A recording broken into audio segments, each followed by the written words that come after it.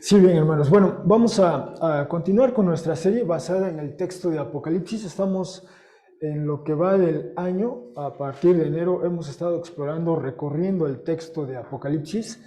Y hoy veremos el capítulo 7, bajo este título, Interludio. Si se trata de un interludio o una suerte de un intermedio, una pausa, digamos, y esta visión nos presenta unas imágenes entrelazadas del pueblo de Dios. Así que este es el capítulo que hoy veremos, todo el capítulo 7. Pero antes de iniciar, antes de leer el texto y juntos explorarlo, quisiera acercarme al tema de esta manera. Es un tema que está muy fresco todavía en el ámbito nacional, digamos, en la conversación nacional, quizá en el debate nacional. La Suprema Corte de la Justicia de la Nación, el pasado 18 de abril, o sea, la semana pasada, emitió digamos, esta suerte de fallo. Se votó, se discutió y se votó esta propuesta. Y este es el documento, a ver si recuerdo el nombre técnico, bueno, es el documento con el que dan constancia si me regreso aquí, de los jueces, entre los 11 jueces, quienes votaron a favor, quienes votaron en contra de esta así llamada acción de inconstitucionalidad, con el folio 137 diagonal 2022, que dice lo siguiente: promovida por senadores y senadoras de la 65ª Asamblea, perdón, 65ª Legislatura del Congreso de la Unión, demandando la invalidez del decreto por el que se reforman y adicionan diversas disposiciones de las leyes orgánica de la Administración Pública Federal, de la Guardia Nacional, orgánica del Ejército y Fuerza Aérea, mexicanos y ascensos y recompensas del Ejército y Fuerza Aérea en materia de Guardia Nacional y Seguridad Nacional, publicado en el Diario Oficial de la Federación, de 9 de septiembre de 2022. Bueno, ese es el encabezado y más adelante comenta lo siguiente: sometida a votación la propuesta del apartado séptimo relativa al estudio del fondo en su apartado segundo, denominado análisis del decreto impugnado en su inciso A, denominado traslado de facultades de mando y cambio de adscripción de la Guardia Nacional de la Secretaría de Seguridad y Protección Ciudadana a la Secretaría de Defensa Nacional.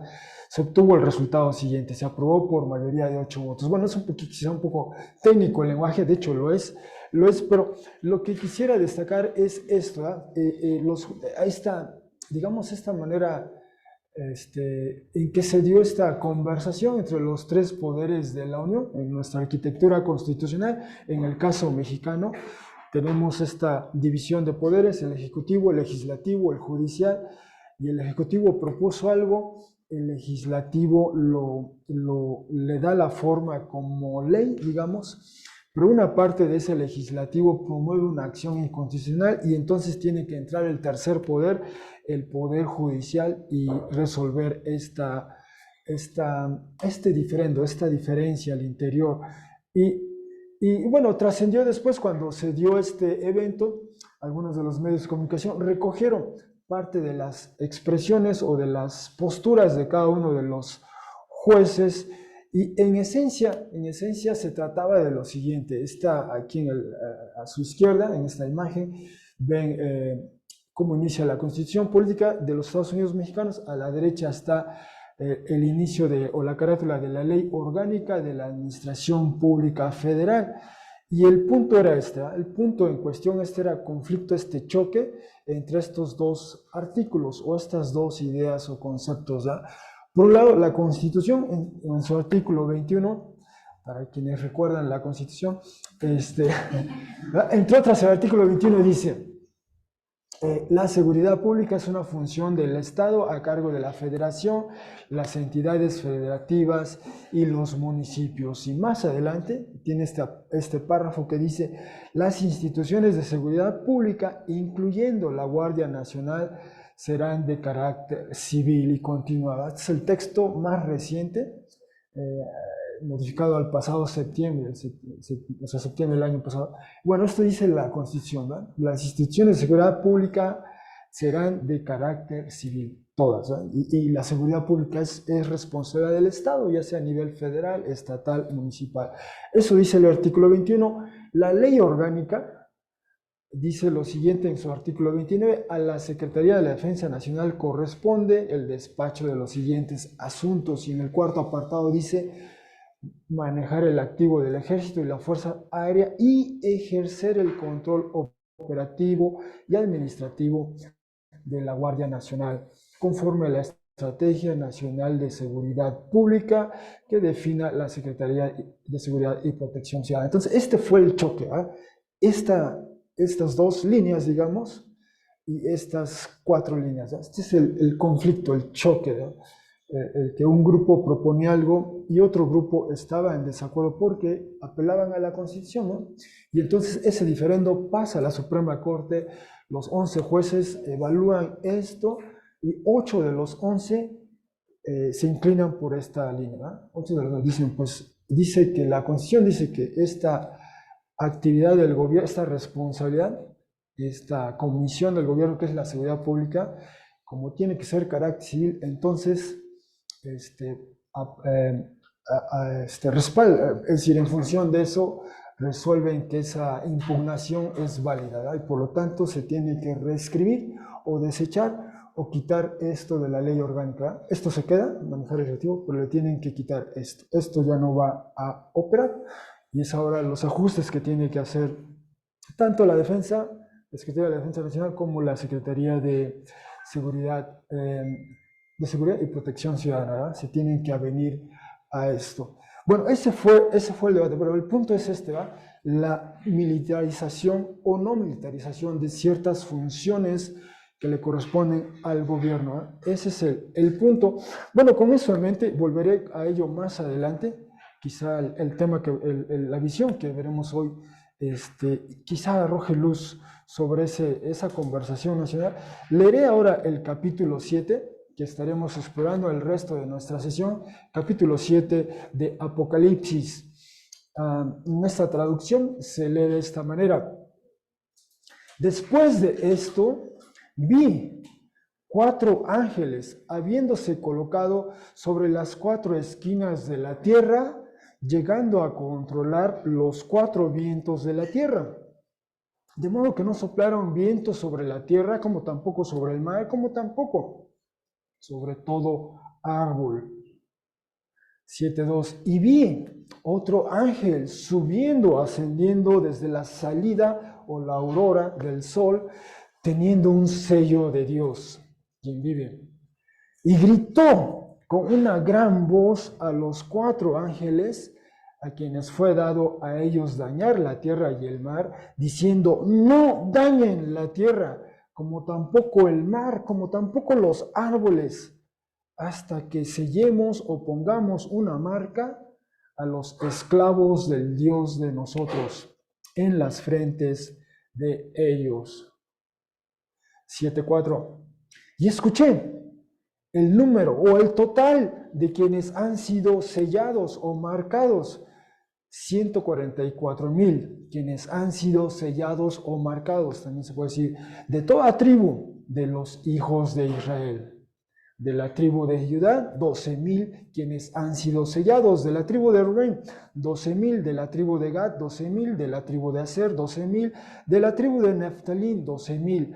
De la tribu de Manasés, 12,000. De la tribu de Simeón, 12,000. De la tribu de Leví, 12,000. De la tribu de Isaacar, 12,000. De la tribu de Zabulón, 12,000. De la tribu de Joseph, 12,000. De la tribu de Benjamín, 12,000. Quienes han sido sellados o marcados. 7.9. Después de estas, y el texto en griego no dice que el ide, entonces uno suple esa elipsis. Después de estas indicaciones, vi, y mira, una vasta o una enorme multitud, la cual al numerar o al calcularla, nadie era capaz, procediendo de toda nación y tribus y pueblos y lenguas o lenguajes, habiéndose colocado delante del trono y delante del Cordero, habiendo sido puestos o habiendo sido vestidos con túnicas largas y sueltas, blancas, y palmas en las manos de ellos. Y gritan con una gran voz diciendo: la liberación o la salvación con el Dios de nosotros, quien se sienta en el trono, y con el Cordero. 7:11. Y todos los ángeles se han colocado alrededor del trono perdón, y de los ancianos y de las 4 criaturas vivientes. Y cayeron delante del trono sobre los rostros de ellos y se postraron y adoraron a Dios, diciendo: amén. La bendición y la gloria y la sabiduría y la gratitud y el honor y el poder y la fuerza con el Dios de nosotros por las eras de las eras. Amén. Y respondió uno de los ancianos, quizás se puede decir, respondió a la visión, diciendo a mí: estos, quienes han sido vestidos o puestos alrededor con las túnicas largas, sueltas y blancas, ¿quiénes son y de dónde vinieron? Y dije a él: Señor mío, tú sabes. Perdón, no sé si se escucha como un ruido o... Ah, la bomba, perdón. Sí, pensé que era una micrófono. Y dijo a mí: estos son quienes vienen de la gran aflicción o de la gran opresión, y lavaron o limpiaron las túnicas largas y sueltas de ellos, y las blanquearon con la sangre del Cordero. Debido a esto, están delante del trono de Dios y sirven litúrgicamente a Él día y noche en el templo de Él. Y quien se sienta en el trono montará su tienda de acampar entre ellos. Y no tendrán hambre más, como tampoco estarán sedientos más. Y definitivamente no caerá en ellos el sol, como tampoco todo calor abrasador, pues el Cordero, quien sube o quien destaca por el medio del trono, los pastoreará y liderará a arroyos o fuentes de agua de vida. Y limpiará o secará Dios toda lágrima de los ojos de ellos. Bueno, hasta aquí la lectura del texto que nos va a ocupar hoy en el resto de nuestra sesión, capítulo 7, todo el capítulo 7. Y hasta el momento, quizá recordemos, vimos capítulo 1, fue una suerte de introducción y vimos esa primer gran visión de Jesús exaltado. Luego exploramos los 7 mensajes, capítulo 2 y 3, 7 mensajes a 7 iglesias. Había 12 iglesias, por lo menos pudimos identificar 12 iglesias en esa parte del mundo, pero se habla específicamente a 7 asumiendo la totalidad de todas ellas. Después, capítulos 4 y 5, empezamos a asomarnos junto con Juan en esa gran visión que describe para nosotros cuando asciende al cielo, digamos, a invitación, atendiendo esa invitación, y nos describe para nosotros ese arreglo concéntrico. Está el trono de Dios y después estos 24 tronos, o con estos 24 ancianos sobre ellos, después estas 4 criaturas vivientes. Se nos dice que tienen estas formas de león, de ternero, de ser humano, de águila. Y después, al final del capítulo 5, vemos estos ángeles innumerables, se nos dice el texto, ¿verdad? Una cantidad que no se puede precisar, miríadas de miríadas y millares de millares, dice el texto. Bueno, ese es el escenario cuando en el capítulo 6 comienza a darse este evento de los sellos. Se empiezan a romper los sellos uno tras otro, y vimos el domingo pasado los primeros 6, se rompen esos primeros sellos, se abren esos primeros sellos, y observamos que la semana pasada vimos que hay por lo menos los primeros, cuando nos narra el texto sobre la abertura de los primeros 4 sellos, se observa esta estructura literaria común. Tienen estos 4 elementos, ¿no? Vio cuando el Cordero abrió el N sello, digamos el primero, el segundo, el tercero, el cuarto, se escucha a una criatura viviente diciendo, y dice esto, ¿no? Ve o ven, y después el efecto de y mira, y vemos un caballo, sale un caballo, o se ve un caballo, el color varía, blanco, rojo, negro, pálido, y además quien se sienta sobre él, es decir, su jinete, por ponerlo en otros términos, y el cuarto elemento es, y fue dado a él, se les da algo, se les concede algo, se hace una concesión a ellos, digamos, son los 4 elementos, y permite que esos 4 primeros sellos se vean como una unidad.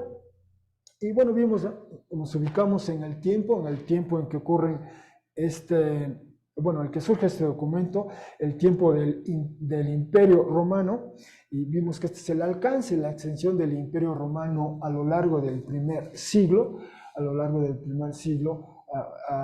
y vimos brevemente, ¿verdad? Esta no es una lista exhaustiva, pero digamos desde que Jesús es ejecutado, aproximadamente año 30, hasta el año 95 aproximadamente, en que Juan presumiblemente escribe este libro. Bueno, estos son algunos de los eventos que destacan. En el año 32 muere Esteban, es lapidado, de hecho, eso es muerto a pedradas, digamos, eso nos narra Hechos 7, el final de Hechos 7. En el año 41 el emperador Claudio prohíbe reuniones judías, a los judíos les prohíbe reunirse, eso dice ese historiador romano Dion Casio. En el 44, por un lado, Hechos 12, 1 al 2, nos narra cómo Jacobo o Santiago, según las traducciones, es muerto a espada por Herodes Agripa, ¿verdad? Y presumiblemente ese mismo año muere Herodes, y de hecho estaba en la antesala, ¿verdad? Estaba en la prisión el apóstol Pedro, quizá esperaba correr la misma suerte que Jacobo, pero la iglesia en Jerusalén estaba orando y el Señor, en el caso de Pedro, decide que sea liberado. Y nos cuenta de una manera extraordinaria, Hechos 12, su liberación. En el año 46 ocurre una hambruna en Judea. De eso da cuenta el libro de los Hechos 11, y también este historiador, Josefo, contemporáneo de aquellos eventos, este historiador judío. En el año 49, el emperador Claudio expulsa a los judíos de Roma, se lo cuenta Suetonio en su biografía de Claudio y también el libro de los Hechos. En el año 52, Galión es el procónsul de Acaya cuando Pablo está en Corinto, y es una referencia importante. Eso se sabe por la así llamada inscripción de Galión. Se recuperó ese artefacto arqueológico y ahí nos habla de Galión cuando fue procónsul, de esa región de Acaya, y de ello también nos informa el libro de los Hechos. Entonces esto nos ayuda a poder ir hilvanando, construyendo esta cronología de eventos. En el año 59, Porcio Festo sucede a Félix. En el 60, quizás recuerden, lo leímos cuando exploramos el mensaje a la iglesia de la Odisea. En el año 60 hubo un terremoto que devasta la ciudad, pero de alguna manera tenían los recursos para reconstruir y rehacer, y le dijeron, gracias al imperio, nosotros podemos hacerlo por nosotros mismos, por nuestros propios esfuerzos.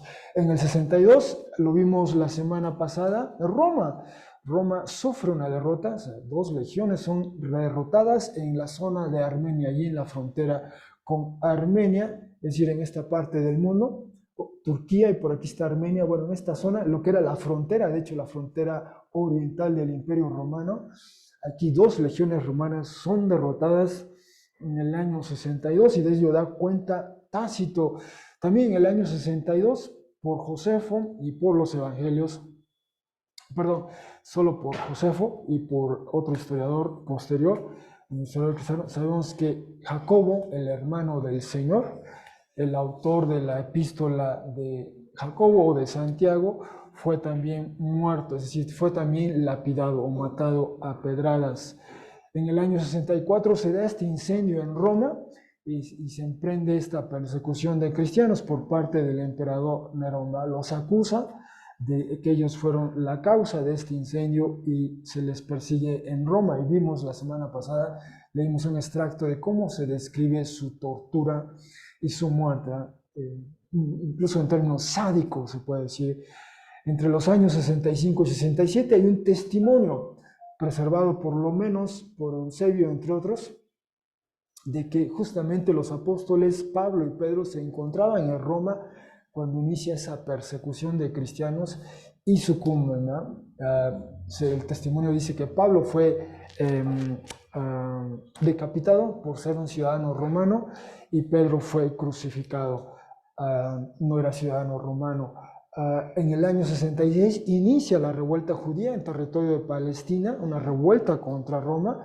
De ello dan cuenta, entre otros Suetonio en su biografía de Vespasiano, Josefo en su libro La guerra de los judíos. Entre el 68 y 69 tenemos ese año asiago en Roma, y de hecho en todo el imperio, 4 emperadores, ¿no? Cuatro personas trataron de hacerse del liderazgo del imperio y uno tras otro fue muriendo, uno a consecuencia del otro. Finalmente, es decir, a partir de que Nerón se suicida en el 68, pasan 4 de ellos y el último, Vespasiano, finalmente estabiliza las cosas y es emperador como por 11 años aproximadamente. Pero ese es el año asiago, año de inestabilidad y zozobra en el imperio y todo eso se resiente, ¿no? Con frecuencia hay un nuevo emperador, el anterior ha sido muerto o ejecutado. En el 70 finalmente se da la destrucción del templo de Jerusalén. De ello da cuenta Josefo en su obra Guerra de los Judíos, Dion Casio, entre otros, ¿no? Este es un evento que varios informan. En el 79 vimos la semana pasada este testimonio de Plinio el Joven. Su tío Plinio el Viejo muere en la erupción del Vesubio y también fue un evento que marcó, devastó esa zona de los alrededores del Vesubio. Y me faltaría por aquí seguir enumerando otras. Quizás recuerden, año 92 vimos en uno de los mensajes una hambruna que se da y el emperador emite un edicto. O sea, lo que quiero decir es que entre el año 30 y el 95 estaban pasando muchos eventos, ¿verdad? Y como veíamos, ¿verdad? Esta rotura de los sellos, lo que comunican es esta lectura, esta perspectiva de cómo estos eventos están fluyendo, discurriendo. Y en medio de todos ellos, en medio de estos eventos, como anticipó Jesús, de hecho Jesús anticipó en el año 30, en su última semana en Jerusalén, por lo menos los evangelios de Mateo, Marcos, Lucas, cuentan que Jesús, estando en Jerusalén, estando en el templo, a uno de sus discípulos le llama su atención y le dice, mira qué edificios tan extraordinarios en este complejo arquitectónico, allí donde estaba el templo, y Jesús anticipa que eso iba a ser destruido, porque iba a iniciar un nuevo orden con él. Con él iba a inaugurarse un nuevo orden y le preguntan, bueno, ¿qué va a pasar? ¿Cuándo va a ser esto? Jesús anticipa que van a pasar varias cosas hasta que finalmente el templo iba a ser del todo destruido. Dijo, no quedará piedra sobre piedra. Esa es una expresión suya que se ha vuelto proverbial en otros contextos. Y dijo que eso ocurriría en una generación. Y más o menos una generación, 40 años, y se dieron todos eventos. Anticipó que habría guerras, rumores de guerras, terremotos, sismos, etc. Bueno, la historia los historiadores nos recuerdan de todo ello, pero continuaron los eventos. Y en medio de ello, quería decir, en medio de ello, el pueblo de Dios sufre, Esteban, Jacobo, los cristianos en Roma, los apóstoles, Pablo y Pedro, y antes el hermano de Jacobo. De hecho, la década de los 70s, la década de los 60s, digamos, entre el 60 y 70, fue un periodo crítico, decisivo para la iglesia en general, la iglesia global, si me permiten decirlo así, lo que era la iglesia global entonces, porque pierden el liderazgo, pierden a los apóstoles Pablo, Pedro, Jacobo era un líder de la iglesia de Jerusalén, ¿no? En Roma, pues mueren Pablo, Pedro. Entonces, con ello casi llega a su fin la generación apostólica, excepto por Juan el apóstol, que se estima fallece casi a finales del siglo. Y entonces, una nueva generación asume la responsabilidad, toma la estafeta y va a la siguiente generación, la generación post-apostólica en un sentido. La década de los 60 fue crucial, se destruye el templo y también en Jerusalén los judíos tienen que hacer ese ajuste, ya no hay templo, ya no hay que hacer más sacrificios, ya no hay dónde hacer sacrificios, de hecho. Bueno, fue crucial esa década. Bueno, habiendo hecho ese recuento rápido, bueno, solo quería decir que en medio de todo ello el pueblo de Dios sufre, ¿verdad? Y vimos en el quinto sello que como estos hermanos, hermanas, protestan, vimos, ¿verdad? Prácticamente protestan, ¿verdad? ¿Cuándo, hasta cuándo, amo y Señor fiel, vas a hacer justicia, ¿no? Vas a vengar nuestra sangre? Otra manera de entender ese texto. Ahí en Apocalipsis 6, el quinto sello, digamos, y ya en el sexto nos deja allí en vilo, en el sentido de que se expone, se puede ver el trono de Dios y del Cordero, y de hecho el temor de toda la élite de exponerse ante la ira del Cordero, y ese clamor de que a las montañas, a las rocas, cúbranos, porque no queremos enfrentar la ira del Cordero. En ese orden, en esa manera de ser y proceder como seres humanos que no corresponde a lo que Dios desea para su creación, ¿no? Nos quedamos ahí en suspenso y entonces entramos a esto, a esta pausa. Se abre una pausa y nos presentan estas visiones entrelazadas. Así que comenzamos con esta pausa que se introduce. Después de esto, nos quedamos en eso de cúbranos, caigan sobre nosotros montañas, rocas, escóndanos, ¿verdad?, de la ira del Cordero. Y dice, después de esto vi 4 ángeles habiéndose colocado sobre las 4 esquinas de la tierra, llegando a controlar los 4 vientos de la tierra, de modo que no soplaron viento sobre la tierra, como tampoco sobre el mar, como tampoco sobre todo árbol. Y bueno, este lenguaje, ahora vemos 4 ángeles. Hemos ya estado viendo varios ángeles, ¿eh? Un ángel por aquí, un ángel por allá, miriadas, una cantidad innumerable de ángeles. Ahora se nos habla de 4 en particular, colocados en las 4 esquinas de la tierra. Esa frase ocurre de una manera, se puede ver en Ezequiel capítulo 7, versículo 2, Ezequiel 37, 9, quizá más conocido este pasaje de Ezequiel 37, esa visión de los así llamados huesos, ese valle de los huesos secos, ¿no?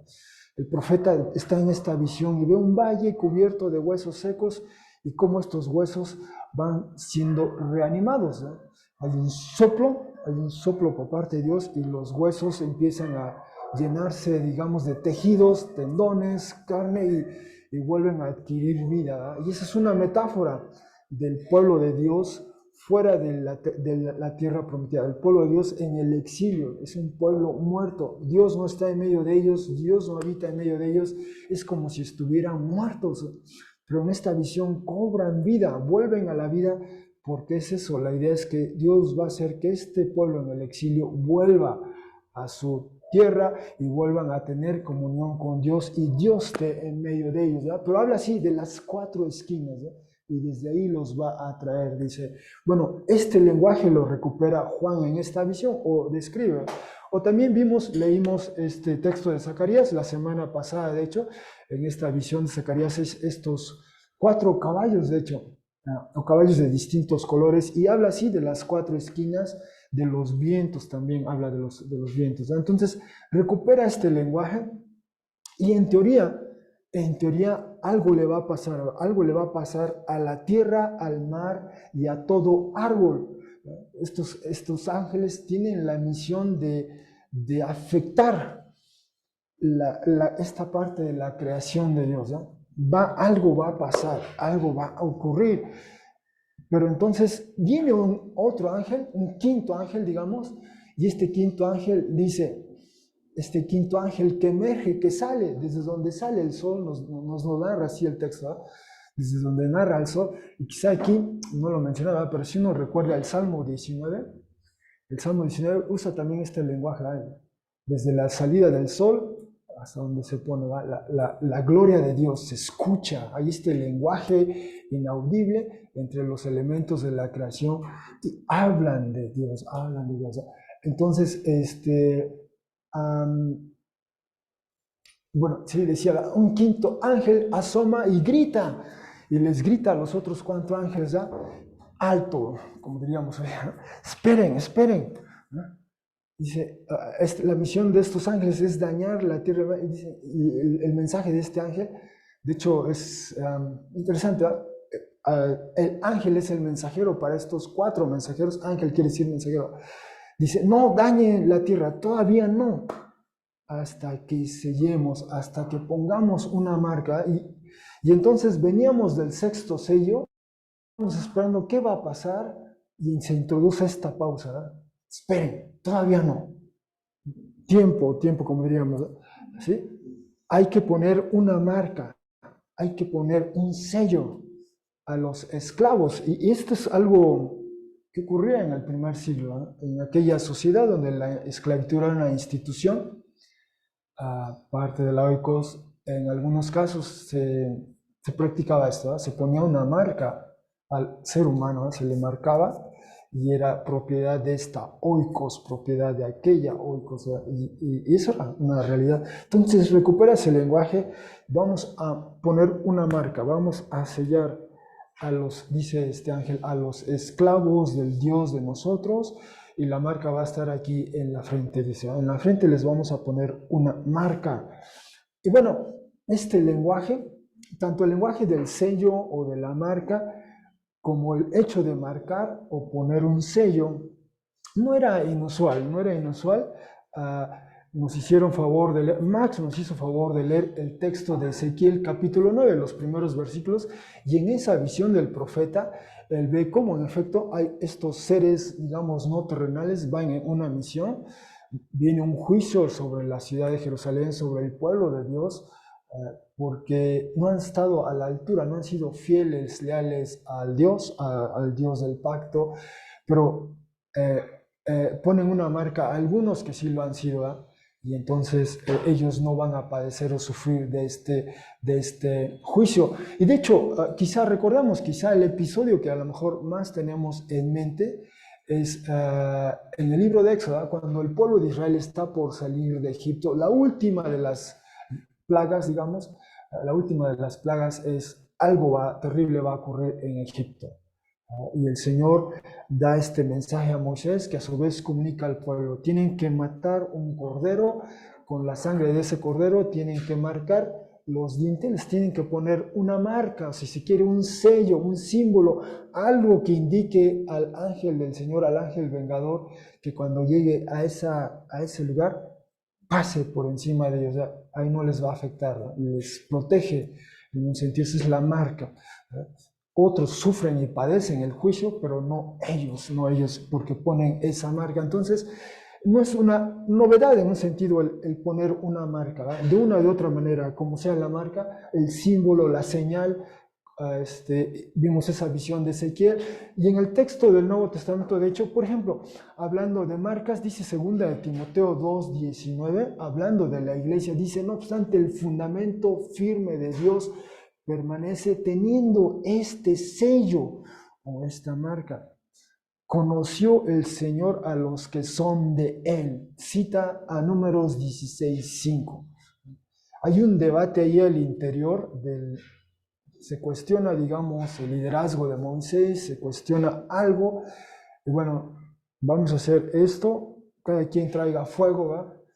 Y vamos a ver quién el Señor reivindica o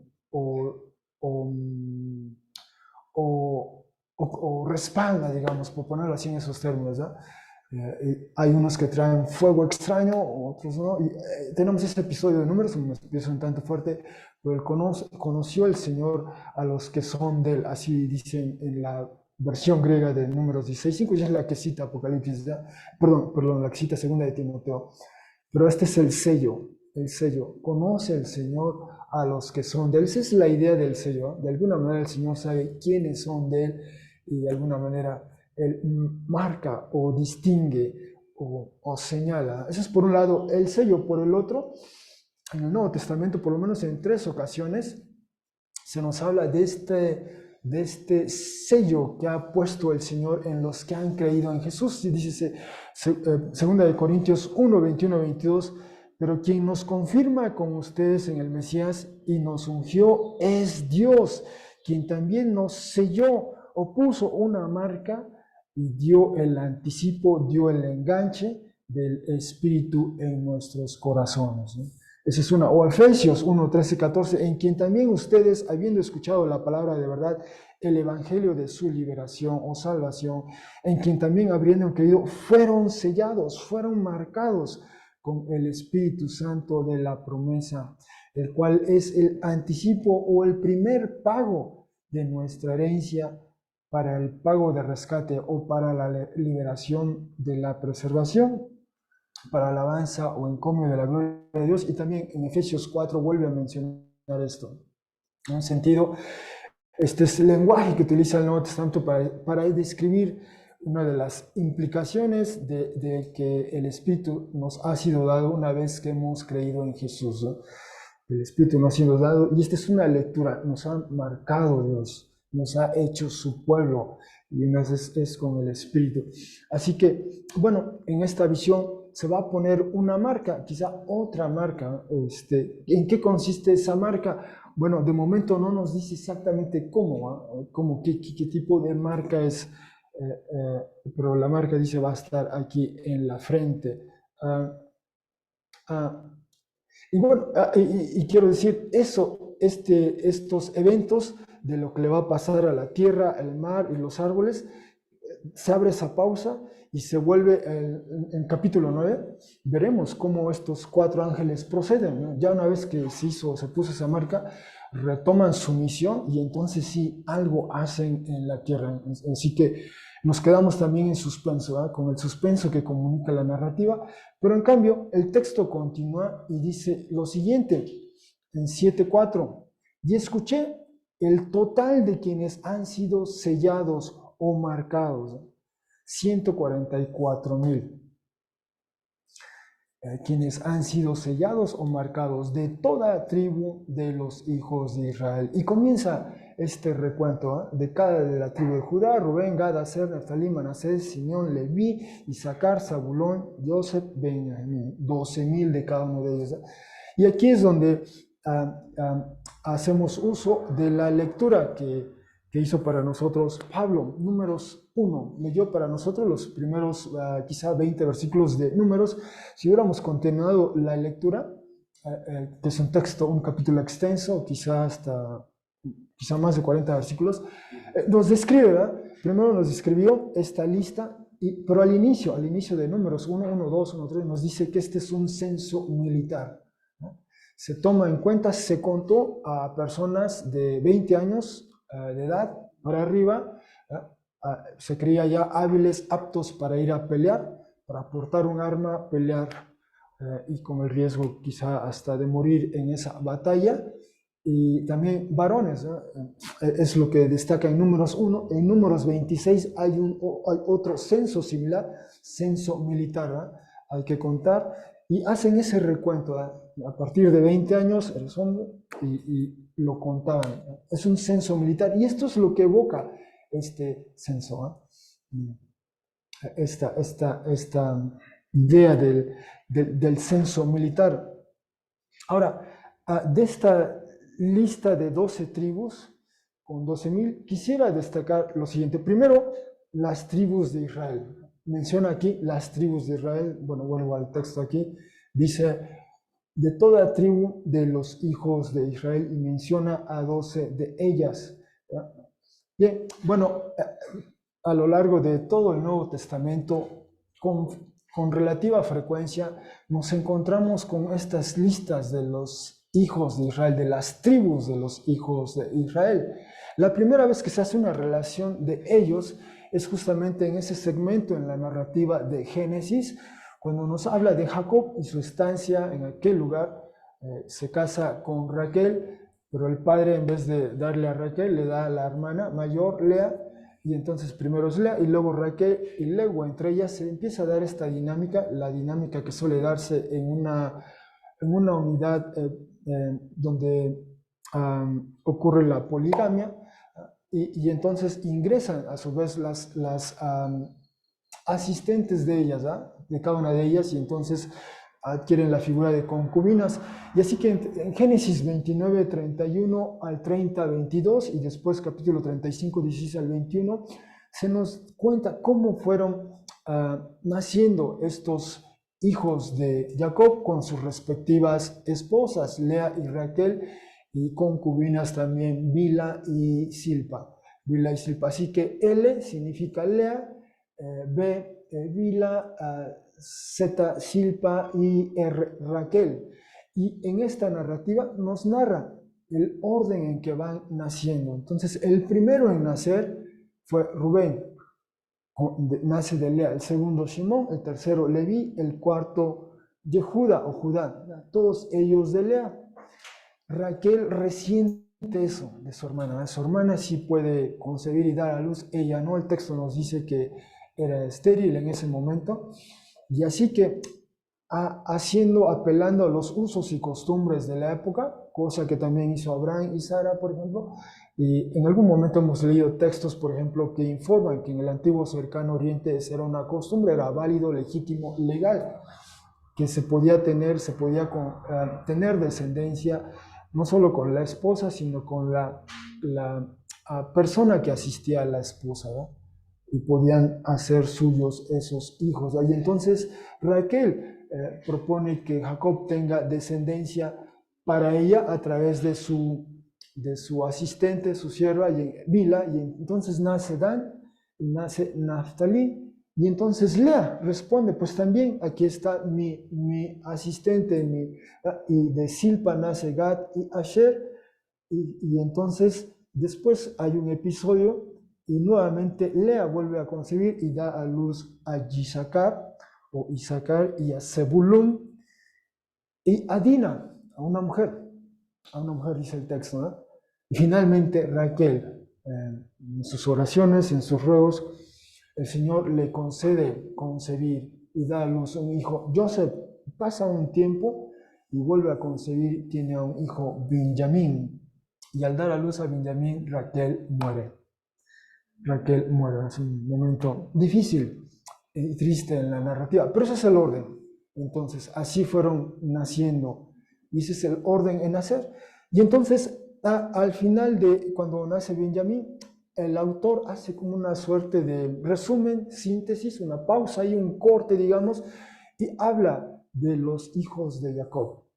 Enumera, enlista los hijos de Jacob y usa este orden: Rubén, Shimón, Leví, Yehuda, Isaacar y Zabulón. Son los hijos de Jacob con Lea.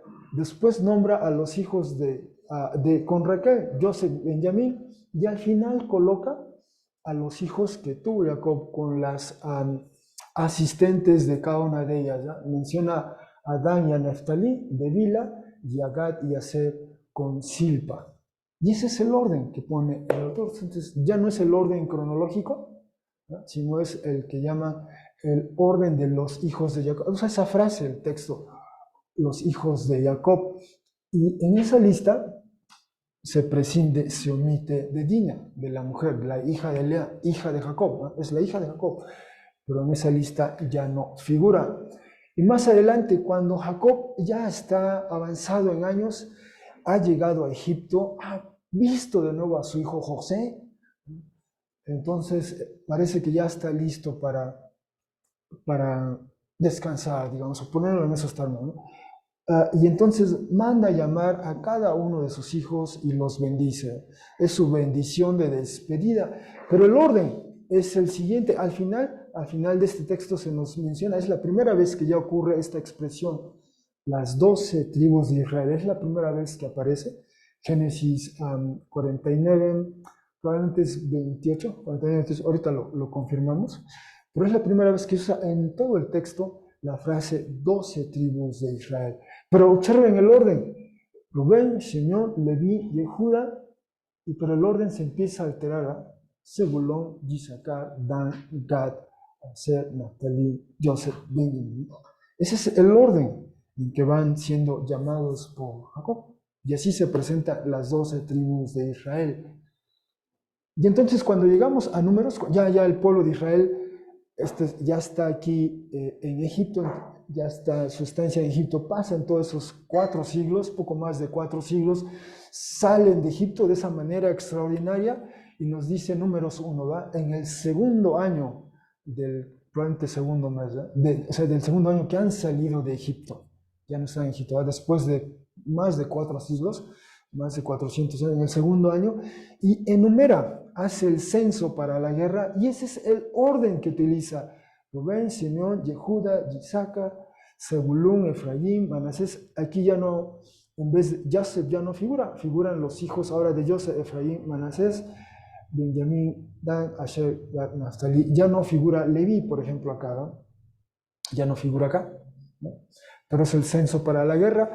Y si uno continúa leyendo de Números 1 a Números 2, nos muestra este orden de cómo se disponía, cómo se arreglaba el campamento. Se construyó una gran tienda de campaña, un tabernáculo, y entonces el resto de las tribus de Israel se establecían, se asentaban, digamos, en los 4 puntos cardinales alrededor, ¿verdad? Entonces, al este empezaban con Judá o Yehuda, Isaacar, Zabulón. Al sur, Rubén, Simeón, Gad. En el centro del tabernáculo, digamos, alrededor del tabernáculo, estaba la tribu de Leví. Al oeste estaba Efraín, Manasés, Benjamín, y al norte Dan, Asher, Naftali. Entonces aquí hay 13, si se quiere, ¿va? Contando a Leví. Pero ese es el arreglo. Este, sur, oeste y norte, ¿va? ¿Cómo se distribuían? ¿Sí? Eso es Números 2. Y por ejemplo, en Primera de Crónicas 2:1, ya mucho tiempo después han pasado esta historia, es decir, de ser una confederación de tribus, adoptan la monarquía, esa monarquía se fractura, una sucumbe al imperio asirio, otra al imperio babilonio, van al exilio, y después en la vuelta del exilio, en Crónicas se escribe presumiblemente a la vuelta ya del exilio, hace un recuento de los hijos de Israel, adopta la forma de lo que se llama genealogía, ¿no? Crónicas los primeros capítulos es una suerte de genealogía elaborada, extendida, y este es el orden: Rubén, Simeón, Leví, Yehuda, Isaacar, Zebulún, Dan, Yosef, Benjamín, Naftali. Si comparamos por lo menos estas 6 muestras, nos vamos a ver que ninguna de ellas coincide. Ninguna de ellas coincide. Y alguien ha hecho el cálculo de que probablemente hay 18 listas de los hijos de Israel y casi ninguna coincide en el orden. Entonces, es quizá un tanto arbitrario el orden, pero desde luego tenemos el orden cronológico, el orden de los hijos de Israel, las tribus, la primera vez que se usa la expresión las 12 tribus, y después los censos, etcétera, y cómo se distribuye el territorio, etcétera. Bien, lo único que quiero decir es que entonces el orden que ofrece Apocalipsis 7 también es singular. Es singular, no corresponde exactamente con alguna de ellas, y acaso lo que destaca es que en Números 2 se comienza a hacer ese recuento de los hijos de Israel con Judá, o la tribu de Judá. Es la primera vez que encabeza la tribu de Judá esta lista de las tribus de Israel. Y ese es el orden que destaca en Apocalipsis 7. En Apocalipsis 7, si me regreso al texto, comienza con Judá. La preeminencia se la da a Judá. Y claro, es un tema que coincide. Si recordamos capítulo 5, hay esta convocatoria cósmica: ¿quién es digno? Nadie lo es, excepto una persona. Y le dicen a Juan: no llores, si hay alguien. Y dice: es el león que procede de la tribu de Judá, la raíz de David, ¿eh? Y de ahí comienza esa prominencia. Así que es natural que en este recuento, en este listado con esos visos militares, encabece Judá, por la expectativa. En un momento veremos más de esto. Así que las 12 tribus de Israel, bueno, ese es su trasfondo. En el Antiguo hemos visto algo. Nos llevaría tiempo ver las otras restantes 12 configuraciones de la lista, pero esa es una muestra de cómo fue dándose esta información. Eso es un aspecto. Otro es 12. ¿Por qué 12? 12 como el símbolo del pueblo de Dios. En efecto, vimos que cuando Jacob bendice a sus hijos a manera de despedida previa a su muerte, Al final el texto menciona que ellas son las 12 tribus de Israel, Génesis 49, 28, ¿no? De hecho, en el libro de Hechos 7, 8, habla de los 12 patriarcas, literalmente usa esa expresión, los 12 patriarcas, ¿no? Pero Génesis 49, 28 introduce por vez primera en el texto hebreo del Antiguo Testamento la frase 12 tribus de Israel. Una vez que son liberados de Egipto, y al interior del pueblo se llega a hacer esta ecuación. Si uno lee Éxodo 28, 21, Éxodo 39, 14, habla de las 12 tribus y de los hijos de Israel, ¿no? Entonces hay esta ecuación, 12 tribus son los hijos de Israel. 12 tribus quiere significar esta, y desde luego ya estamos hablando de toda la descendencia que se ha ido multiplicando, se ha ido expandiendo, ¿sí? Y entonces hablar de 12 tribus se refiere a los hijos de Israel, a toda esa descendencia que de alguna manera Yahvé Dios anticipó a Abraham, ¿no? Tu descendencia va a ser, si puedes contar las estrellas, ¿no? O si mira la arena del mar y si la puedes contar, ¿no? Bueno, dice, así va a ser tu descendencia, se le dijo, ¿no? Más adelante, en la expectativa ya posterior al exilio, por ejemplo, tomando como referencia el texto de Ezequiel que vive esa transición, ¿verdad? Él está en el exilio, le llegan las noticias de que Jerusalén ha sucumbido al imperio babilonio y pasa esa parte del exilio allá. Bueno, en la expectativa posterior al exilio se refiere al pueblo de Israel como las 12 tribus de Israel. En Ezequiel 47, 13 puntualmente dice así, ¿no? Y de hecho en el Nuevo Testamento se refiere a las 12 tribus de los hijos de Israel. Eso dice Apocalipsis 21, 12, ¿no? Todavía recupera esa frase y algo de ello hay en Mateo 19, 28, Lucas 22, 30. Entonces, esa frase de 12, las 12 tribus, alude a los hijos de Israel, al pueblo de Dios en esa época, en ese tiempo, en ese periodo. Eso es en el Antiguo Testamento. En el Nuevo Testamento nos cuentan los evangelios, narran los evangelios que Jesús llama a 12. Tenía más discípulos, había más de 12 discípulos, pero de entre ellos llama a 12 en particular, y a esos 12 los denomina 12 apóstoles. Eso dice Mateo 10, 1 a 2, también Marcos 3, del 13 al 14, Lucas 6, 13. Había varios discípulos, había más de 12 discípulos, pero llama a 12 en particular a los que designa 12 apóstoles. Y posteriormente, ese fue un mote, digamos, el de los 12. En Hechos 6, 12 se habla de los 12. Ya se asume son los 12 apóstoles. Debemos decir que en Hechos 6, en Hechos 6, ya no estaba Judas Iscariote, uno de los 12 originales, pero había sido reemplazado, y sigue ese término, esa locución, ¿verdad? Los 12, el mote de los 12, no eran los 12 originales, 11 sí lo eran, uno no, pero eran los 12, ¿verdad? Y en 1 Corintios 15, 5, Pablo simplemente se refiere a los 12, ¿no? Los 12. ¿Sí? Y de hecho Apocalipsis 21, 14 habla de los 12 apóstoles del Cordero.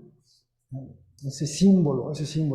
Desde luego el Nuevo Testamento habla después de más apóstoles. Pablo, por ejemplo, es un apóstol, Romanos 1, yo, Pablo, siervo de Jesús, esclavo de Jesús el Mesías, llamado a ser apóstol. Pero él, es decir, había más de 12, pero bueno, se queda esa locución, ese mote, los 12 como símbolo de estos discípulos de Jesús y en un sentido símbolo del pueblo de Dios a partir de Jesús, ya que se define en términos de Jesús, en términos del Mesías. Y de hecho, Jacobo, el hermano del Señor, que vimos que fue lapidado en el año 62, él se refiere a los discípulos de Jesús como las 12 tribus que se hallan en la diáspora, ¿no? El Señor escribe desde Palestina para todos aquellos que siguen a Jesús, pero es decir, recurre a esa expresión muy judía, las 12 tribus en la diáspora, pero desde luego son aquellos que siguen a Jesús, el Mesías. Entonces 12, en un sentido, es el número del pueblo de Dios, ¿no? Y de ahí que Apocalipsis 7, en ese censo, habla de 12 por 12, o sea, el múltiplo 12 en el pasado, 12 ahora en el presente, 12 por 12, y si lo multiplica por 1000, es decir, quiere decir probablemente la totalidad, ¿eh? La totalidad de todo el pueblo, quizá, esa es una posibilidad que iremos corroborando al paso a la medida en que avancemos del texto. Pero eso es lo que da, de hecho en Apocalipsis 21 habla de 12 puertas y 12 cimientos, ¿ya? Y habla de las 12 tribus y los 12 apóstoles como manera de simbolizar, referirse al pueblo de Dios en el pasado y en el presente, o quiero decir, el pueblo de Dios antes de Jesús el Mesías, el pueblo de Dios después de Jesús el Mesías, ¿ya? 12 y 12, ese simbolismo que adquiere el número en el texto bíblico. Decía yo, aparece esta lista de las 12 tribus porque hay el texto, esta visión recoge esas expectativas mesiánicas militaristas. Quizá recordamos, vimos este texto cuando vimos Apocalipsis 5, un texto, el cuarto libro de Esdras es un texto judío no canónico, contemporáneo, se puede decir casi al libro de Apocalipsis de Juan. El cuarto libro de Esdras es también un Apocalipsis, entra dentro de esa categoría de este tipo de literatura, Y en ese texto veíamos cómo en el cuarto libro de Esdras se habla de esta visión de un león y de un águila, ¿verdad? El cuarto libro de Esdras, en el capítulo 11, actualiza a Daniel 7, ¿no? En los términos en que lo veía este grupo de judíos, ¿no? Habla del águila como la cuarta bestia, ¿no? Como la cuarta bestia. Y entonces después interpreta la visión y dice respecto al león que viste que se levantaba de la selva rugiendo y hablando al águila y echándole en cara sus injusticias y todas las palabras que viste, es decir, el águila, este es el ungido que el Altísimo, perdón, el águila, el león, este es el ungido que el Altísimo reservó para el fin de los días, y aunque esta traducción al español omite esta porción, en otras traducciones que se han hecho en otros idiomas, por ejemplo del siriaco al inglés, sí incorporan este texto, quien surgiría de la posteridad de David y vendría y hablaría, se conecta esa expectativa mesiánica, esa expectativa de Génesis 49, que se recuerda, el león, que es al mismo tiempo descendiente de David, ¿no? Génesis 49, Isaías 11, aquí las convergen esas dos tradiciones, si se quiere. Entonces interpreta al león como el ungido o el Mesías que el Altísimo reservó para el fin de los días, quien surgirá de la posteridad de David y vendrá y hablará para ellos y les echará en cara sus impiedades e injusticias. Pero ese león, como se retrata, es un león militar, confronta al águila es el símbolo del Imperio Romano y de hecho lo vence, ¿no? Hay una batalla, hay una lucha y lo vence. Y había esa expectativa en el pueblo. Este texto se escribió, a finales del primer siglo, casi contemporáneo. Había toda esa expectativa, a pesar de lo que había pasado, esa revuelta judía contra Roma, que Roma aplasta del todo. Bueno, no fue suficiente, todavía está viva la esperanza, la expectativa de que un día vendrá alguien y va a confrontar al Imperio Romano y lo va a derrotar, va a liberar al pueblo judío del dominio de la opresión romana. Eso es lo que comunica en sentido esta porción del texto del cuarto libro de Esdras. Pero no solo eso, está este otro documento de los textos de Al-Qumrán, estos que se recuperaron allí en las cuevas de Al-Qumrán, y este es del siglo I antes de Cristo, y especialmente este texto que se llama 1QM, proviene de la primera cueva, es un texto, un manual de guerra, por así decirlo, un manual de guerra teológica más bien, y entre otras cosas habla de esta expectativa, otra vez este conflicto, esta lucha. Dice, para la instrucción, regla de la guerra, el primer ataque de los hijos de la luz será lanzado contra el lote de los hijos de las tinieblas, contra el ejército de Belial, contra la tropa de Edom y de Moab y de los hijos de Amón, y la tropa hay una laguna, y de Filistea, y contra las tropas de los Quitín. Los Quitín aquí son los romanos, ¿no? Los Quitín de Asur y quienes les ayudan de entre los impíos de la alianza, los hijos de Leví, los hijos de Judá, los hijos de Benjamín, los exiliados del desierto, guerrearán contra ellos. Y entonces aquí empezamos a ver las tribus, ¿no? los hijos, los de las tribus de Leví, de Judá, de Benjamín, destacan entre otros. Ahí más adelante dice, habrá pánico grande entre los hijos de Jafet y caerá a Asur y no habrá socorro para él. El dominio de los quitín, es decir, de los romanos, se acabará, siendo abatida la impiedad sin que quede un resto y no habrá escape. Entonces, antes de que apareciera Jesús y posterior a él, la expectativa judía mesiánica de corte militarista estaba ahí viva, presente, ¿verdad? E incluso hubo una revuelta y no fue suficiente para apagarla, para callarla. De hecho, hubo otra revuelta en el año 132 y 135, otra más, de hecho. Pero estaba viva. Bueno, esta visión de Apocalipsis recoge esa aspiración mesiánica militarista, pero entonces hace lo que hizo la vez pasada otra vez, ¿no? En vez de esta orientación militar, vemos esta otra visión, este contraste entre lo que escucha y ve. Juan escuchó de estos 144,000, pero en 109 dice, y después de estas quizá indicaciones, revelaciones, vi lo que él realmente ve, así como cuando escuchó del león y de la raíz, pero lo que ve es un cordero. Nuevamente aquí escuchó de 144,000, pero lo que ve es esta vasta, enorme multitud, la cual al calcular nadie era capaz, y esta multitud procede de toda nación y tribus y pueblos y lenguas. Un eco de 5:9, ¿eh? Esa expresión ya la hemos visto en 5:9. Habiéndose colocado, esta vasta multitud se colocó delante del trono, delante del Cordero, y se han puestos, o habiéndose sido puestas, túnicas largas blancas y palmas de las manos. Y aquí es donde invocamos o hacemos uso de esta lectura que hizo para nosotros no me acuerdo, Vania, sí. Leyó para nosotros Juan 12, los primeros versículos, quizá 20 versículos o un poquito más, y en Juan 12, de hecho, literalmente usa los mismos términos en griego que se usan aquí para hablar de una vasta, enorme multitud, oklos, polos en griego, las usa Juan en Juan capítulo 12, y habla de esa multitud que lleva palmas en las manos, ¿sí? Y eso es lo que hace el Apocalipsis, recoge estas expectativas de ese Salvador, de ese liberador, esas expectativas militaristas y mesiánicas y judías, pero Apocalipsis le da, transforma, trasciende, redefine esas expectativas, y en vez de ser algo tan estrecho, no es solo para los judíos, ¿no? Es para todos, toda nación, tribu, pueblo, lengua, todos, ¿no? ¿Sí? Entonces es una vasta multitud, pero no es un lenguaje militar el que usa esta visión, es el Cordero otra vez.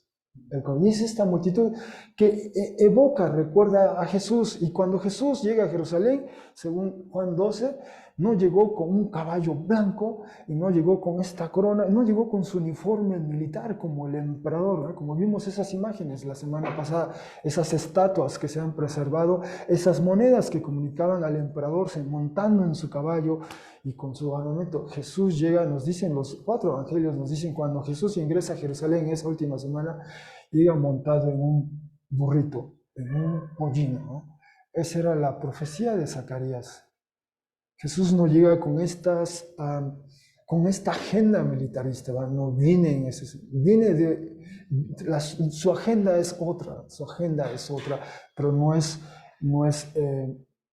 el discurso, ni el lenguaje, ni el método de la espada, de la violencia, de la sangre. El suyo fue otro, ¿verdad? El suyo absorbe, engulle la violencia, la trasciende, va más allá de la muerte, porque Jesús vuelve a la vida, ¿no? Y eso es lo que trata de comunicar de nueva cuenta esta visión con esta multitud, haciendo eco de ello.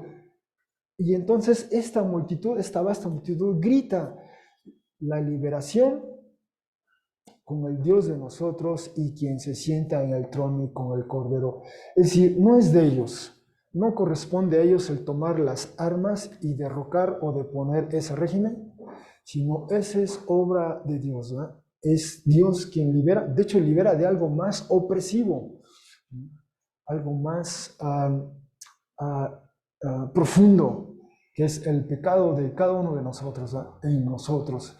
Y de hecho la liberación con el Dios de nosotros es un eco, probablemente una alusión al Salmo 3:9.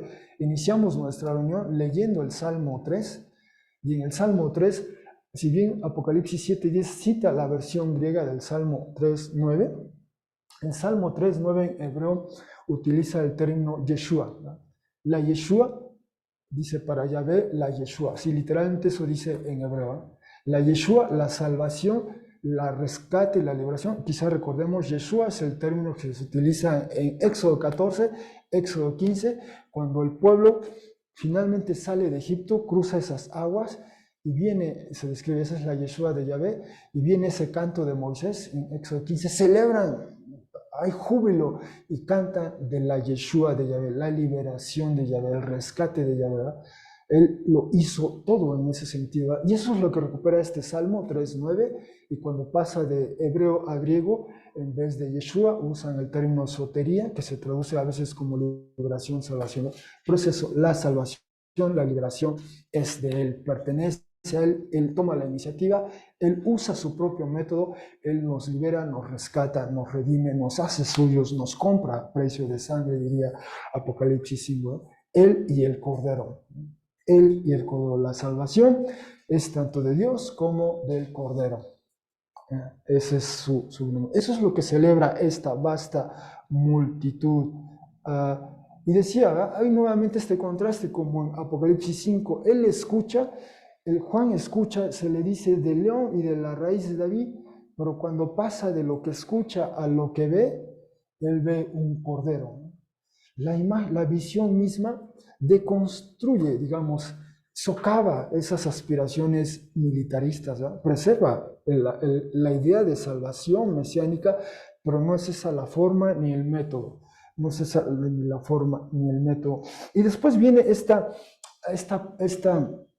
adoración angelical, dice 7, 11, 11 y 12, y todos los ángeles, dice, todos ellos, todos, se han colocado alrededor del trono, de los ancianos, de las cuatro criaturas, otra vez como al final de Apocalipsis 5, y cayeron delante del trono, sobre los rostros de ellos se postraron y adoraron, diciendo, amén. La bendición, la gloria, la sabiduría, la gratitud, el honor, el poder, la fuerza, con el Dios de nosotros por las eras de las eras. Es decir, no es que reconozcan, no es que atribuyan, sino simplemente reconocen todos estos, digamos, atributos de Dios, ¿no? Ahora, debo decir que la adoración de ellos es más teológica, más que cristológica en ese sentido, de los ángeles, en un sentido aquí. Pero podemos poner Apocalipsis 4, 9, 10, 11, Apocalipsis 5, especialmente los versículos 9 al 14, y Apocalipsis 7, 12, y ya tenemos esta suerte de antología, de colección de cantos, de himnos, de alabanza, de adoración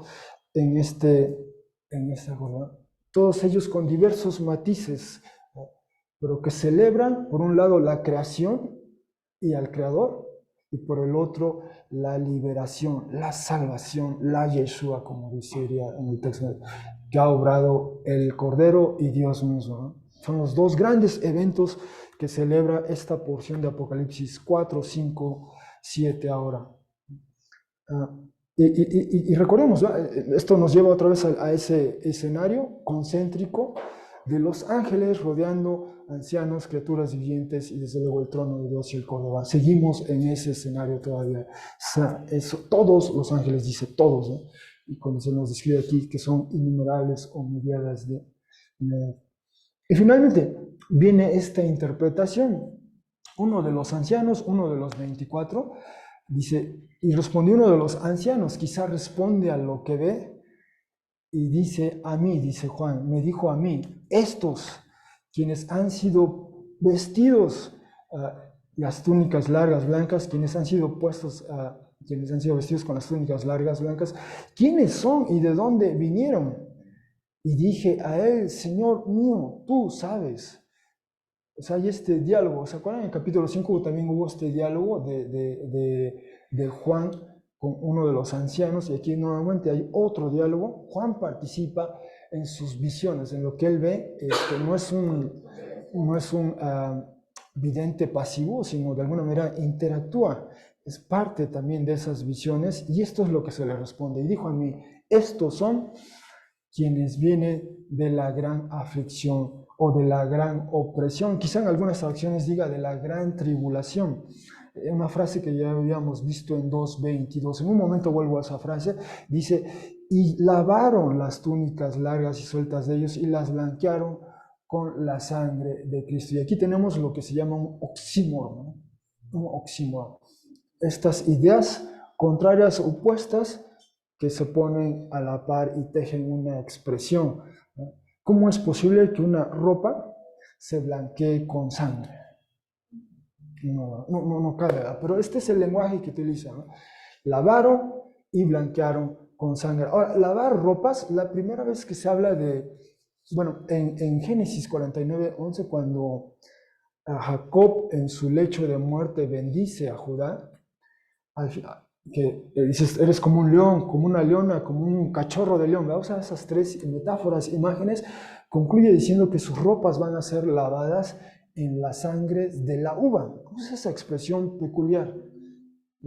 Pero en Éxodo 19 ya salió el pueblo de Éxodo 14, 15, sale de Egipto, cruza las aguas. Éxodo 15 hay esta celebración, avanzan y llegan al pie de la montaña en Éxodo 19, ¿no? Y en Éxodo 20 pues tenemos esa, bueno, escuchan la voz de Dios y tenemos lo que así llamamos a veces los 10 mandamientos, ¿no?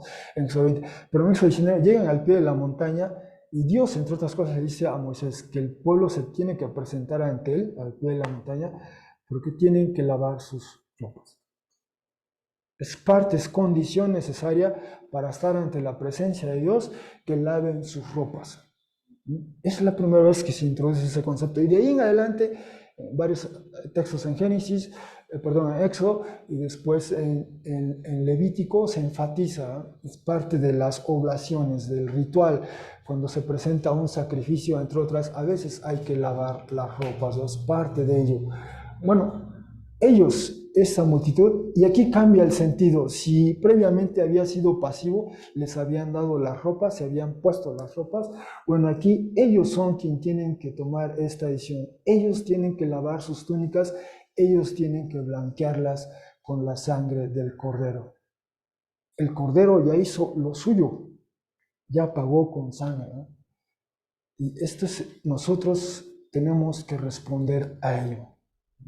Y aquí entra nuestra iniciativa, nuestra actividad. Nosotros tenemos que lavar las ropas en la sangre del Cordero. Nosotros tenemos que blanquearlas en la sangre del Cordero. Tenemos que dar ese paso, ese paso. Y no solo es creer en Él, sino ser consecuentes con esa creencia en Él. Si Él es ahora el Señor de nuestras vidas, lavar nuestras ropas, blanquear nuestras ropas con la sangre es vivir una vida de fidelidad a lo largo del camino en Él. Es eso, ¿no? Eso es a lo que se nos llama, ¿no? Y más adelante dice, debido a esto están delante del trono de Dios y sirven litúrgicamente a Él día y noche en el templo de Él, y quien se sienta en el trono montará su tienda de acampar. Pero me detengo ahora en esta parte del 15. Debido a esto están delante del trono y sirven litúrgicamente al día y noche en el templo de Él. Bueno, esto es lo que se espera de nosotros. Pero de hecho eso ya lo podemos hacer. ¿Alguien puede leer para nosotros Lucas 2 del 37 al 38? Si lo puede hacer y pasa aquí al frente para que escuchen también nuestros hermanos de Zoom. Y aquí se lo lee desde el micrófono. Lucas 2, 37 y 38. Si alguien pasa y nos lo lee para nosotros, por favor.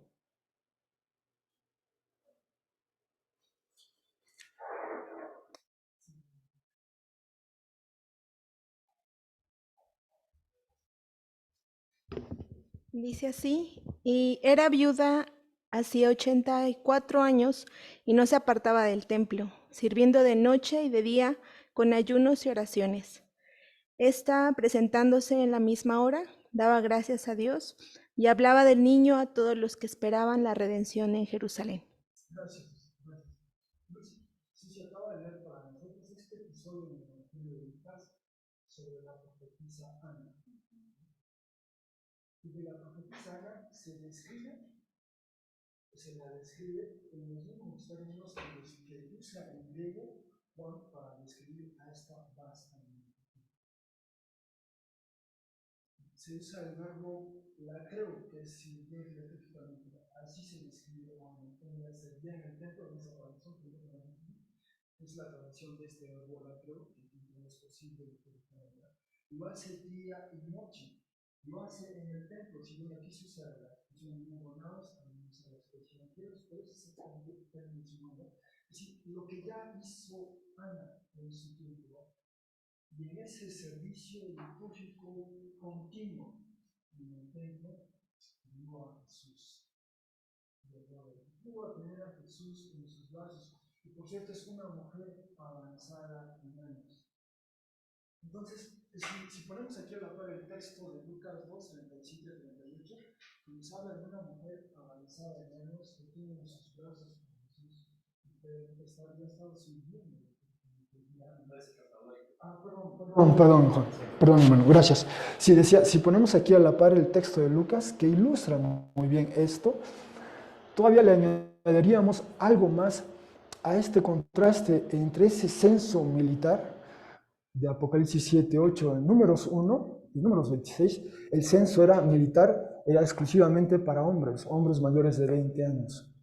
Bueno, esta visión de Jesús trasciende incluso esa limitación, y aquí esta vasta multitud que ilustra muy bien Ana, una mujer avanzada en años, diríamos hoy día una mujer de la tercera edad, una mujer viuda en términos sociales en aquel tiempo, en aquella sociedad, y quizá hoy día a lo mejor una mujer un tanto quizá limitada, confinada, marginada quizá. Bueno, esa mujer ilustra muy bien lo que esta vasta multitud debe y se espera de ella, ¿no? Bueno, y se nos promete que quien se sienta en el trono montará su tienda de acampar. Entonces, sí, adelante, Juan. Podemos pensar entonces que esta visión de Juan no está hacia el futuro, sino que ya ha iniciado y que es progresiva. En un sentido puede decirse que sí. Julio. Sí. Sí, es válido eso, diría yo. Y yo creo que a lo largo del texto iremos viendo que eso se irá corroborando, ¿eh? Que admite ese anticipo, si se quiere, en el presente, ya hoy día, ¿no? Por lo que ya hizo Jesús, ¿no? Por lo que ya hizo Jesús, ¿sí? Y entonces se habla también de que Él montará su tienda de acampar. Entre este lenguaje, el lenguaje que utiliza es el lenguaje de Éxodo 25, 8, 9.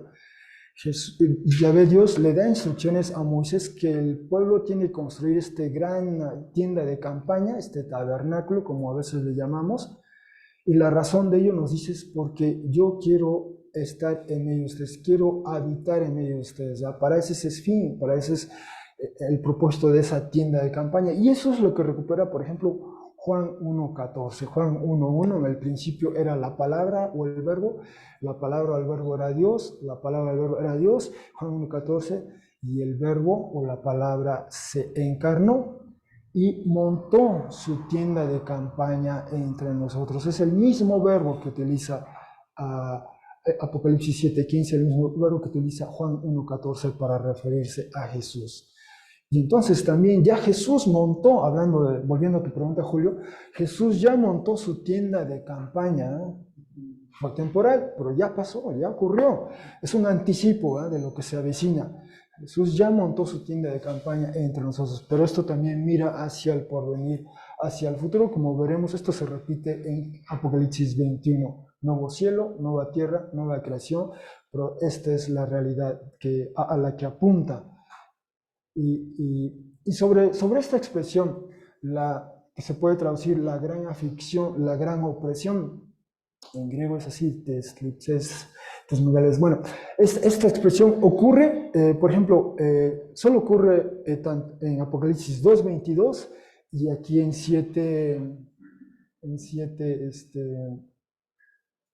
14, 2.22 y 7.14. Ahora, en el resto del Nuevo Testamento, por ejemplo, ocurre en Mateo 24:21. Y Jesús utiliza esa expresión con referencia a todo lo que va a ocurrir previo a la destrucción del templo y por lo tanto la afectación de Jerusalén, ¿verdad? Jesús habla en el año 30 y 40 años después, finalmente es destruido el templo y pasan muchas cosas, ¿verdad? Y Jesús recurre a esa frase de la gran aflicción, la gran opresión, a veces en algunas traducciones la gran tribulación. La misma frase aparece en Hechos 7:11. Esteban está en este diálogo con los líderes del pueblo judío allá en Jerusalén y en este recuento que hace de los hechos habla de la hambruna que se dio en Egipto y en Canaán en los días de José, el hijo de Jacob, ¿verdad? Es decir, hace un recuento de la historia del pueblo, allá, como nos narra Génesis, los últimos capítulos, cuando José va como esclavo a Egipto y finalmente llega a presidir, a ser el segundo después del faraón, ¿verdad? Pero habla de esa hambruna y habla de la gran aflicción, de la gran opresión en esos términos.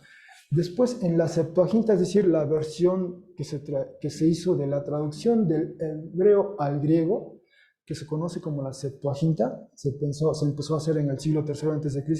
Por ejemplo, Nehemías 9 registra esta oración del sacerdote Esdras, en el siglo V antes de Cristo. Y en esa oración Esdras hace un recuento de la historia del pueblo y concluye con un dejo de pesar, de tristeza. Dice, hemos vuelto, estamos aquí en la tierra que tú nos diste, Dios, pero estamos en esta tierra y somos esclavos en esta tierra. Todavía hay un dominio de un pueblo que te es extraño, ajeno a ti, nos domina, nos controla, nos oprime, nos explota, digamos, y eso es lo que habla. O sea, todavía están de vuelta ahí en la tierra, porque es como si vivieran todavía en el exilio. Y en 9:37, ¿no? Usa esa expresión, esta es nuestra gran aflicción, nuestra gran opresión. O también, 1 Crónicas 9:27, en esta revuelta judía, en el segundo siglo antes de Cristo, que tiene éxito y casi por un siglo les da cierta autonomía al pueblo de Dios con respecto a los poderes paganos de alrededor, se habla de una guerrilla judía para sobreponerse a esa gran aflicción u opresión. Entonces, cada vez que se usa esta expresión, por lo menos en otras referencias, valga la redundancia, tiene un referente histórico puntual, ¿no? O es aquello que va a ir sucediéndose hasta que se destruya el templo y Jerusalén, o es en relación a esa hambruna de José allá en Egipto, o es las circunstancias en las que vive el pueblo a la vuelta del exilio, o es esa zozobra, incertidumbre en el tiempo de la revuelta. O sea, hay un momento puntual específico histórico, un referente histórico, ¿no? Bueno, eso puede informar cómo leer el hecho de que de esta vasta multitud vienen de esa gran aflicción, de esa gran opresión, ¿verdad? De estos eventos, de estas circunstancias, de estas, en donde, como ya vimos, en ese recuento breve de la historia, ¿verdad? En el año 64, los hermanos y hermanas en Cristo fueron perseguidos por Nerón y fueron ejecutados, ¿no? Entre otros, por mencionar algunos, ¿no? Pero ese es el uso de esa expresión en otros textos. Finalmente dice, no tendrán hambre más, como tampoco serán sedientos, y definitivamente no caerá en ellos el sol, como tampoco todo el calor. Bueno, de hecho, el Cordero, quien destaca por medio del trono, los pastoreará, los liderará arroyos, fuentes de aguas de vida, y después limpiará Dios toda lágrima de ellos. Al final, en esta última porción, el vidente Juan hace una serie de alusiones a textos proféticos, alude a Isaías 49:10, y de hecho, esta porción es prácticamente el no tener hambre, como tampoco sed. Isaías, perdón, no es 49, perdón, es Isaías 24 ahí. Ahí tengo un error, perdón. Esta porción es Isaías 24. Luego aquí hay una alusión a Ezequiel 34:23, digamos una versión de David o un descendiente de David que va a pastorear al pueblo de Israel, Ezequiel 34:23, Jeremías 2:13, que Dios lidera a arroyos de aguas, a fuentes de agua viva, y finalmente el que Dios seca toda lágrima, Isaías 25:8. O puede que esté en lo correcto. Después lo reviso, hermanos. Pero bueno, concluye Juan con estas citas que actualiza estas expectativas proféticas, ¿verdad? Las actualiza en torno no solo ya a Jesús, sino al trono, ¿verdad? Tanto Dios como el Cordero. Y esto, después lo veremos, apunta a Apocalipsis 21-22 en la nueva creación. Bueno, a manera de conclusión, hermanos, la narrativa de Apocalipsis introduce una pausa en el devenir de la secuencia de los 7 sellos, en este caso el penúltimo, el sexto, la pausa que nos deja en suspenso con lo que iban a hacer los 4 ángeles, introduce un contraste entre lo que Juan escucha y lo que ve, todo ello en relación con imágenes del pueblo de Dios. Por un lado, Juan escucha de una perspectiva militarista del pueblo de Dios, que alude a las expectativas mesiánicas judías de la época, y vimos evidencia de ello en textos judíos no canónicos. Pero por otro lado, Juan ve una perspectiva cristológica del pueblo de Dios que redefine y expande la previa visión. Es totalmente internacional, su membresía está en función de su actuar con respecto al Cordero. Lavan, blanquean sus túnicas con la sangre del Cordero, es decir, creen en Él y les son leales a Él. Y no es militarista. Y ya vimos que la ilustra muy bien una mujer de la tercera edad viva, ¿no? En aquel tiempo, Ana, la profetisa. Algunas implicaciones de lo que hemos visto hoy. Bueno, la redefinición del pueblo de Dios a partir de Jesús, cómo nos permite interactuar con hermanos y hermanas en la fe en Jesús que proceden de tradiciones distintas a las nuestras, por ejemplo. Segundo, por segunda ocasión, una visión del Apocalipsis transforma una perspectiva militarista, ya sea del Mesías o en este caso de su pueblo, en una que la trasciende. Tenemos a un cordero y tenemos a una vasta multitud. Bueno, ¿cómo informa esto el actual debate entre de la militarización de la vida pública en México, por ejemplo, ¿va? Y quizás esto lo podemos extender a varias áreas de la vida, cómo proceder, digamos, pero quizás esto puede informar algo de ello. Finalmente, la gran pregunta, ¿hemos lavado y blanqueado nuestras túnicas en la sangre del Cordero? Bueno, hermanos, con esto concluimos nuestra exposición y damos paso a esta oración. Gracias, hermanos.